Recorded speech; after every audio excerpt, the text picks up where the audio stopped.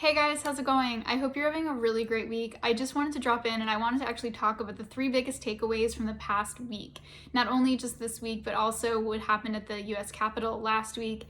So the first takeaway that we can actually walk away from is the fact that domestic terrorism is real and it's in our backyard and it's a problem. The second takeaway is that now, as a result of the domestic terror attack on the US Capitol, troops are quartering for the first time in the US Capitol since the Civil War. They're sleeping on the marble floor, they're there to protect the Capitol, and the entire portion around the Capitol, as well as the White House, has become a green zone. The third and final takeaway, maybe not the final, but one of the most insane takeaways to me, is the fact that less than 10% of House Republicans voted yes this past week to impeach the president. What does that mean? Well, if you're curious, there are 211 Republicans that currently occupy the House of Representatives, and only 10 of those Republicans decided that they thought that the president needed to be impeached for inciting violence and insurrection on the US Capitol. This is astounding to me on so many levels. It just goes to show you that, in fact, no matter what Trump does, Republicans will continue to support him. And then they want to turn around and wonder why, in fact, is the Republican Party watching some of their most truest members, the members that have been there the longest, people that are conservative, leave the party. Guys, because you are no longer the Republican Party, you've become the party of Trump. So overall, the biggest three takeaways, as I mentioned, is the fact that the Republicans literally just did not want to vote impeachment. They wanted to say things like, I need more evidence. I'm not sure what more that they needed.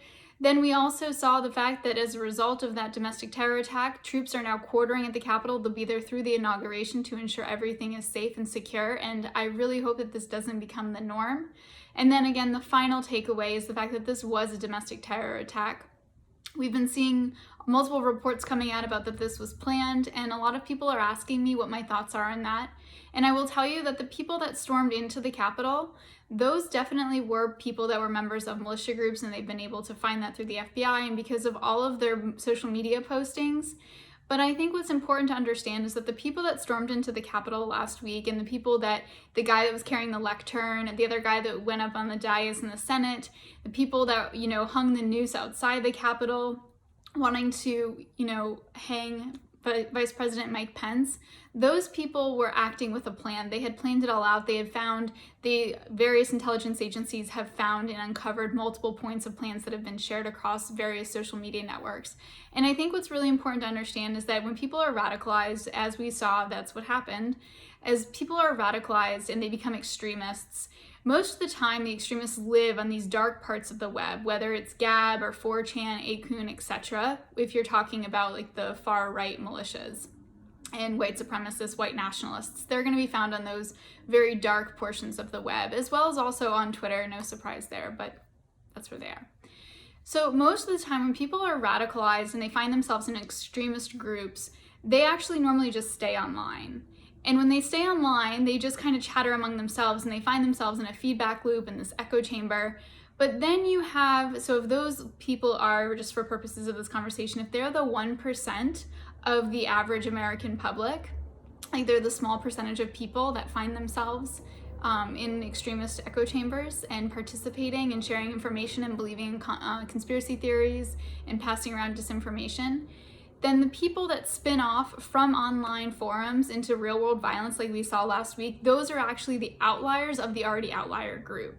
And those people are the extremist of the extremes.